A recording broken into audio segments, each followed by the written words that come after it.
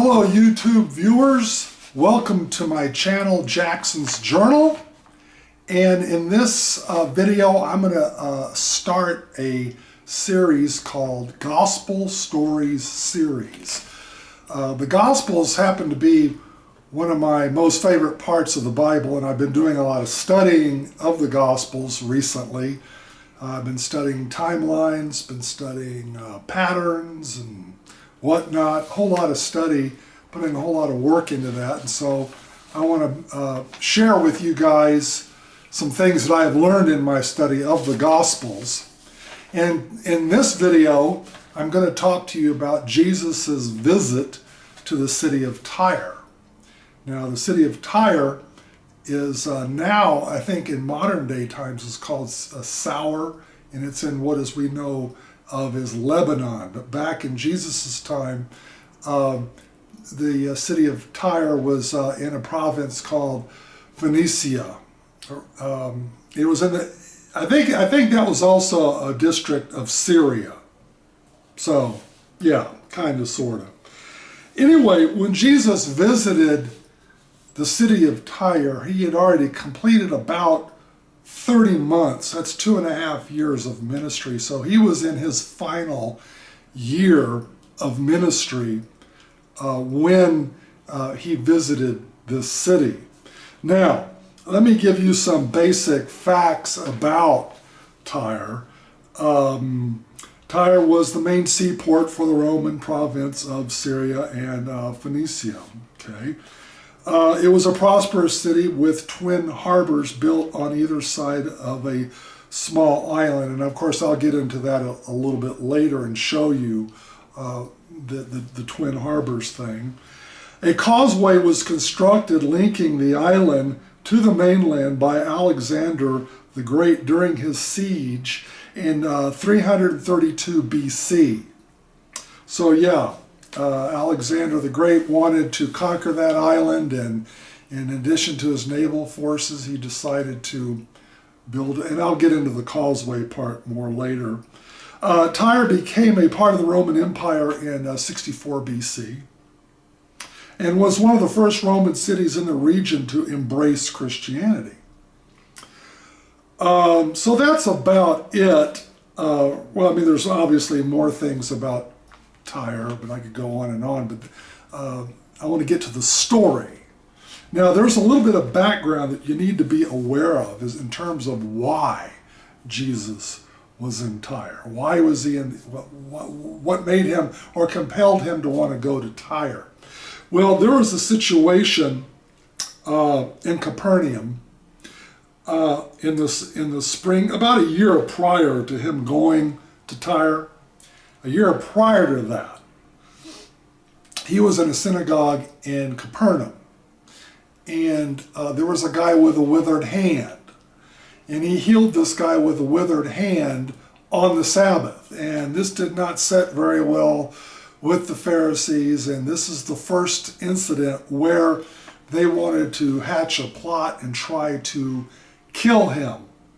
And also in Mark's gospel, if you read Mark chapter 3, verse 6, then the Pharisees went out and began to plot with the Herodians how they might kill Jesus.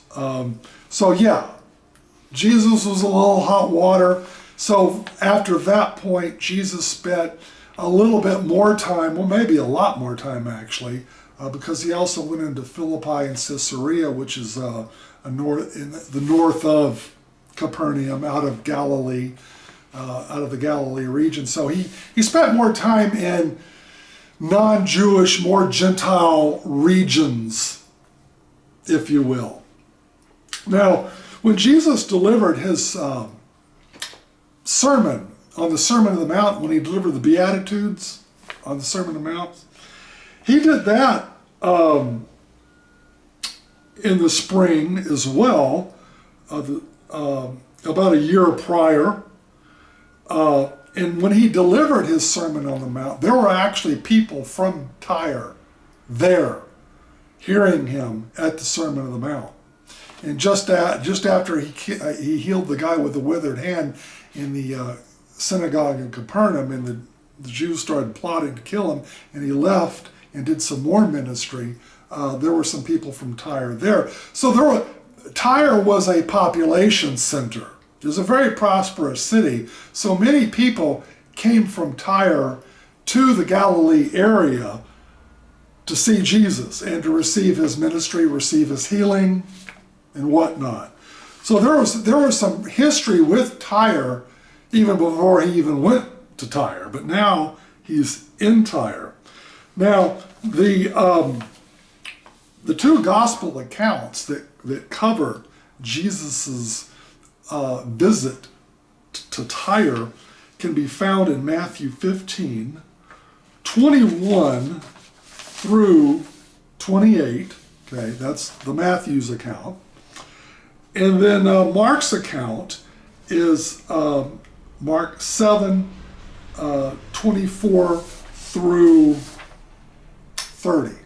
Okay, so what I would like to do now is get into the meat and potatoes of his actual visit. Before I do that, let me show you what Tyre actually looked like during Jesus' time. Tyre was basically an island, as you can see. So you had the island, then you had the mainland, the mainland here, where it says Old Tyre. Okay. Now this little thing here is called a road. That's what Alexander the Great built. He built this road to get his armies to conquer the island. Okay. So that's how he did that. Here are the two harbors. So you can see that there's actually a lagoon or a bay at the north end and the south end. This makes excellent harbor facilities for ships coming in. And so this island, because it was surrounded with water, could really facilitate a lot of ships. So it was really good. And now if you were to look at Tyre today, it doesn't look anything like this. In fact, this causeway that Alexander the Great built, now by the way, the distance between the island and the mainland, we're talking about 700 to 800 meters here. We're talking a little less than a kilometer, maybe half a mile. So building a road to an island was fairly doable, even in those days. Okay, but today, in today's times, all this has been filled in. This causeway here is expanded, and you've got land in here now that they all filled it in. So now if you were to go to Google Maps and actually look at the city of Sour, Lebanon, this would look like one big peninsula now. Okay, so yeah, that's what it looked like. And in the Gospels, it doesn't say whether Jesus was actually out on the island or was on the mainland. It just says he was in Tyre. So I don't know where he was, but at any rate, he visited a house, someone's home. He did make it very clear that he didn't want anybody to know he was there. He wanted to keep a very low profile. That was important to him. And so yeah, this was a place of withdrawal, with refuge, because in Matthew 15:21 it says, leaving that place, Jesus withdrew to the region of Tyre and Sidon.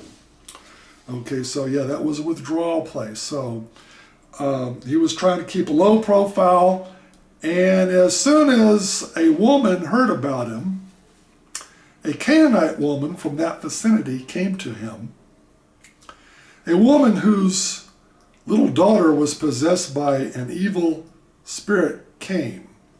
The woman was a Greek born in Syrian Phoenicia.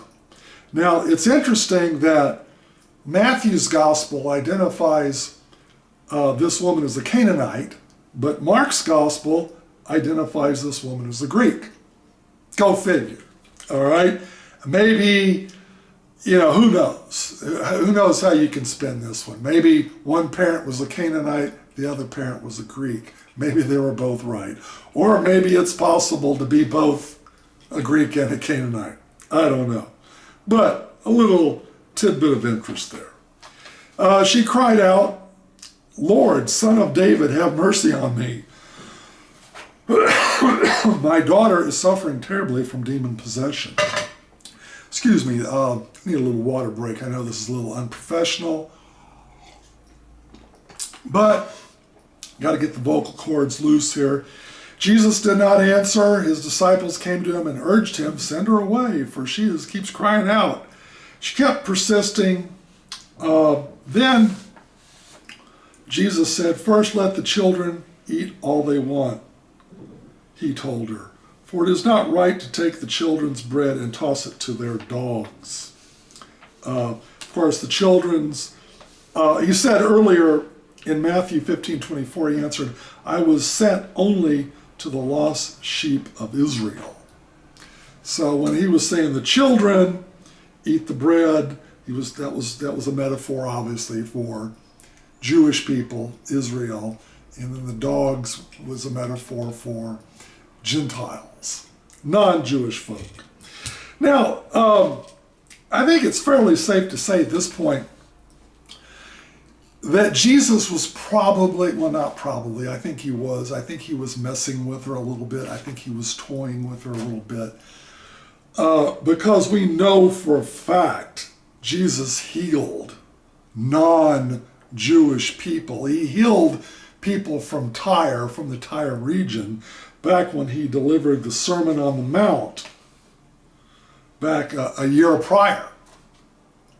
So, and also in Mark in Mark chapter 3, verse 8 through 3, he healed people from the Tyre in the Sidon region. So he's already established a track record of healing non-Jews. In fact, the Roman centurion, about maybe 6 months to a year prior, came to him and asked for Jesus to heal his servant. You know, so the centurion was a non-Israel person. So we know that Jesus was probably baiting her a little bit. Now, when you call somebody or suggest somebody is a dog, you know, that's sort of I would say that's a pretty good insult. I mean, who wants to be equated to being a dog? But what is really interesting in this story is the way the woman responded to Jesus.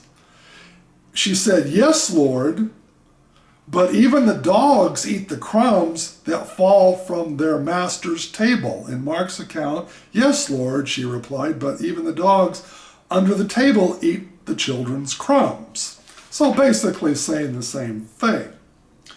Now this woman reminds me of another woman that Jesus encountered. This is about 6 months prior to when he was in Tyre. This is about the woman who had an issue of blood for 12 years. And Jesus was in a crowded place. The woman was hoping to get a private audience or just would be able to talk to Jesus directly, but it was very crowded and she was not able to do that. And so she said to herself, well, if I could just touch the edge of his garment, the edge of his cloak, if I could just get a piece of that robe, maybe that'll heal me. In other words, she had already given up on the opportunity to actually speak to Jesus directly, face to face. Lord, would you please heal me? That was not a doable proposition for her. So she settled for the minimal, meaning just if I could just touch his robe. And of course, her doing that healed her. But here you have the woman in Tyre saying, well, okay, you don't need to feed me the bread. I'll take the crumbs. That's how desperate this woman was. I'll take the crumbs. She overlooked the insult and said, Lord, I'll take the crumbs. It's amazing. Jesus answered and told her, woman, you have great faith. For such a reply, you may go. Your request is granted. The demon has left your daughter. And her daughter was healed from that very hour. She went home and found her child lying on the bed and the demon gone. So, even though Jesus was showed an attitude of indifference by ignoring her in the beginning, and then he says, well, I'm here for the lost sheep of Israel, and we don't want to feed the dogs when we want to feed the kids, kind of insulting, but in the end, he did help her. And, if you read the Gospels, the Lord has always shown a willingness to heal, so anyway, that's our story for today, the visit to Tyre. Now, after that visit at Tyre, he did walk another 40 kilometers north to the city of Sidon, but there's no biblical accounts in the Gospels that talk about what he did in Sidon, what happened. They just said he went there, but we don't know how long he stayed or what he did. That's a mystery, but we do know what he did in the town of Tyre. Okay, thank you for watching. Please feel free to subscribe to my channel, Jackson's Journal. Just to the right of the subscribe button, there's a notification bell, a gray notification bell. So when you subscribe, click that gray notification bell. That way you'll be alerted on any other videos that I upload to this channel. Thanks again for watching. Stay safe. God bless.